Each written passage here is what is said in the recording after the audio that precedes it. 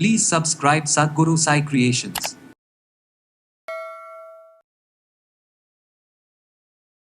சர்க்கரை நோய் இது நம்ம உடலில் ரத்தத்தில் இருக்கக்கூடிய சர்க்கரையோட அளவு குறைப்பதற்கு என்னென்ன வழிமுறைகள் இருக்குது. இதில் பெஸ்ட்டாக நிறைய மூலிகைகள் சித்த மருத்துவத்தில் இருக்குது. யாரெல்லாம் எப்படியெல்லாம் அதை பயன்படுத்தலாம் அப்படின்றது நிறைய பதிவுகளில் சொல்லியிருக்கோம். இப்போது இதில் பார்த்தோம்னா முக்கியமான சில வழிமுறைகளை நம்ம பார்ப்போம்.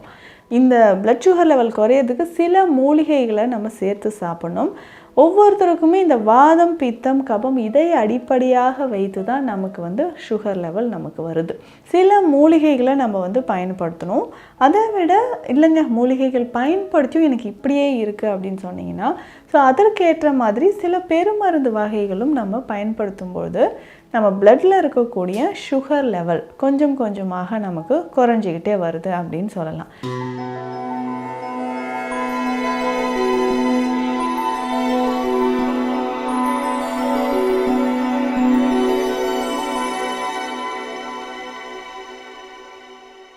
சத்குரு சாய் கிரியேஷன் வியூவர்ஸ் அனைவருக்கும் வணக்கம். நான் டாக்டர் நித்யா, சித்தா ஃபிசிஷியன்.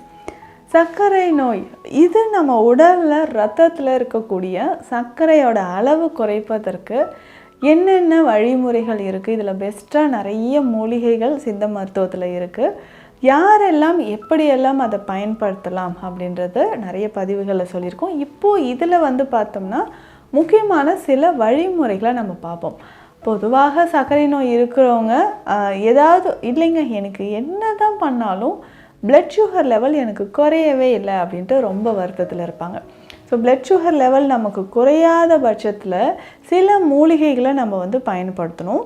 அதை விட இல்லைங்க மூலிகைகள் பயன்படுத்தியும் எனக்கு இப்படியே இருக்குது அப்படின்னு சொன்னீங்கன்னா, ஸோ அதற்கேற்ற மாதிரி சில பெருமருந்து வகைகளும் நம்ம பயன்படுத்தும்போது நம்ம பிளட்டில் இருக்கக்கூடிய சுகர் லெவல் கொஞ்சம் கொஞ்சமாக நமக்கு குறைஞ்சிக்கிட்டே வருது அப்படின்னு சொல்லலாம். ஸோ பேசிக்காக பிளட் சுகர் நமக்கு குறையிறதுக்கு என்ன பண்ணலாம், பிளட் சுகர் லெவல் குறையிறதுக்கு நம்ம என்னென்ன வழிமுறைகள் ஃபாலோ பண்ணிட்டு வரலாம் பார்க்கலாம். இந்த பிளட் சுகர் லெவல் குறையிறதுக்கு சில மூலிகைகளை நம்ம சேர்த்து சாப்பிடணும். ஒவ்வொருத்தருக்குமே இந்த வாதம், பித்தம், கபம் இதை அடிப்படையாக வைத்து தான் நமக்கு சுகர் லெவல் நமக்கு வருது. ஸோ இதில் வாதத்தை அடிப்படையாக வைத்து அப்படின்னா 4 வகையான நீரிழிவு நோயை சித்தர்கள் சொல்லியிருக்காங்க. அதே மாதிரி பித்தத்தை அடிப்படையாக வைத்து பித்தம் தொடர்பாக வரக்கூடிய நீரிழிவு நோயை 6 வகையாக சொல்லியிருக்காங்க. ஸோ இதுவே கபம் தொடர்பாக வரக்கூடியது தான் 10 வகையாக சொல்லியிருக்காங்க. ஸோ இத்தனை வகையான நீரிழிவு நம்ம சுகர் அப்படின்னு ஒரு வார்த்தையில் சொல்லிடுறோம், எனக்கு சுகர் இருக்குது. அதில் நுணுக்கமாக நமக்கு சித்தர்கள் ஒவ்வொன்றுமே சிம்டம்ஸ் ஒரு அறிகுறியை அடிப்படையாக வைத்து இத்தனை வகையான 20 வகையான நமக்கு நீரிழிவு நோய் இருக்குது அப்படின்னு சித்தர்கள் நமக்கு விளக்கியிருக்காங்க. அதற்கு ஏற்ற மூலிகைகளை எடுக்கும்போது எளிமையாக நமக்கு நல்ல ஒரு மாற்றம் அப்படின்றது தெரிய ஆரம்பிக்கும். ஸோ எளிமையான மாற்றம் அப்படின்னு சொல்லும்போது கொஞ்சம் கொஞ்சமாக நம்ம சர்க்கரை நோயிலிருந்து ஒரு விடுதலை பெறலாம். இதில் முக்கியமாக பார்த்தோம்னா நிறைய பேருக்கு இந்த 3 மாதத்துக்கு ஒரு முறை நம்ம டெஸ்ட் எடுத்து பார்ப்போம் இல்லைங்களா. HbA1c டெஸ்ட் எடுக்கும்பொழுது அதில் அதிகமாக 8, 10, 11 இந்த மாதிரி இருக்கும். திரும்ப அடுத்த 3 மாதத்தும் கழித்து 3 மாதங்கள் சித்த மருந்துகள் எடுக்கும் பொழுது அதனுடைய அளவு நமக்கு பாதியாகவே நமக்கு நல்லா குறைஞ்சிருக்கிறத பார்க்கலாம். ஆரம்பத்திலேயே ஃபஸ்ட்டு டைம் எனக்கு நான் டயக்னோஸ் இப்போ தாங்க பண்ணேன், எனக்கு சுகர் இருக்குது அப்படின்னு சொன்னீங்கன்னா உடனே பயப்பட வேண்டாம். அதற்கு ஏற்ற மாதிரி சித்த மருந்துகள் ஸ்டார்டிங்லே ஃபஸ்ட்டே நம்ம சித்த மருந்துகள் எடுக்கும்பொழுது நல்ல ஒரு முன்னேற்றம் தெரிய ஆரம்பிக்கும். 2 அல்லது 3 மாதங்களில் நமக்கு இருக்கக்கூடிய பிளட் சுகர் லெவல் அதை பொறுத்தும் நம்மளுடைய உடல் தன்மையை பொறுத்தும் அதிலிருந்து நிறைய மாற்றங்களை நம்ம பெற முடியும், கொஞ்சம் கொஞ்சமாக குணமடைய முடியும். ஸோ இதற்கு நம்ம என்ன பண்ணலாம்னா சில வகையான கசப்பு, துவர்ப்பு, சுவை நிறைந்த மூலிகைகளை நம்ம பயன்படுத்தணும். ஸோ இதை நம்ம பயன்படுத்தும் பொழுது உடலில் நிறைய எக்கச்சக்கமான மாற்றங்கள் நமக்கு தெரியும். அதுலேயும் முக்கியமாக பார்த்தோம்னா இந்த நீரிழிவு பிளட் சுகர் லெவல் நமக்கு குறையும். இதில் முக்கியமாக கபம் சார்ந்து வரக்கூடிய நீரிழிவு தான் 10 வகையாக சொல்லியிருக்காங்க. அதுதான் கபம் அப்படின்னு சொன்னாவே நமக்கு உடலில் குளிர்ச்சித்தன்மை அதிகமாகிடுது.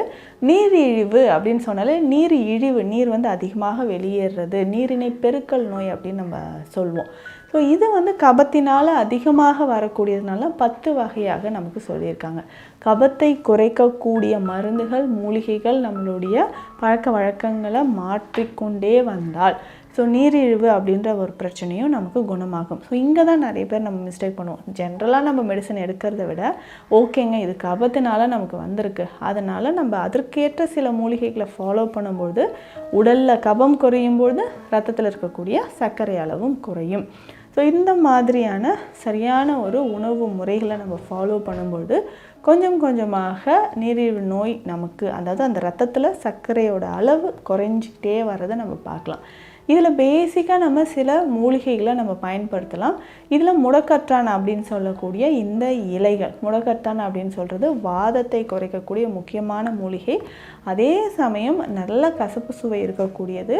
நம்ம உடலில் இருக்கக்கூடிய நீரிழிவு நோயை குணப்படுத்தவும் முடக்கத்தான் பயன்படுது. ஸோ இதை எப்படி பயன்படுத்தினா, இந்த முடக்கத்தானோட தூதுவளை 2 இலைகளையும் நம்ம எடுத்துக்கணும். ஒருவேளை தூதுவளை கிடைக்கலன்னா முடக்கத்தானோட கீழாநெல்லி இலைகளை எடுத்துக்கலாம். ஸோ இது 2மே நம்ம நல்லா வாஷ் பண்ணிவிட்டு சின்ன சின்ன பீசஸாக கட் பண்ணி எடுத்து வச்சிடணும். ஸோ தினம்தோறும் இந்த சூப் மாதிரி நம்ம குடிச்சிக்கிட்டே வரணும். இது எப்படி பயன்படுத்தணும் அப்படின்னு பார்த்தோம்னா, வெங்காயம், சின்ன வெங்காயம் கொஞ்சம் எடுத்துக்கணும், சோம்பு கொஞ்சம், ஒரு 2 பல் பூண்டு சேர்த்து தண்ணீரில் நல்லா கொதிக்க வச்சு இந்த இலைகளையும் நம்ம சேர்த்து ஒரு 1/2 ஸ்பூன் அளவுக்கு மறக்காமல் மஞ்சள் பொடி கொஞ்சம் தூக்கலாகவே நம்ம போட்டுக்கலாம். ஸோ அதிகமாகவே சேர்த்து எடுக்கும்பொழுது உடலில் இருக்கக்கூடிய சர்க்கரையோட அளவை குறைப்பதற்கு இது நமக்கு பயன்படுது.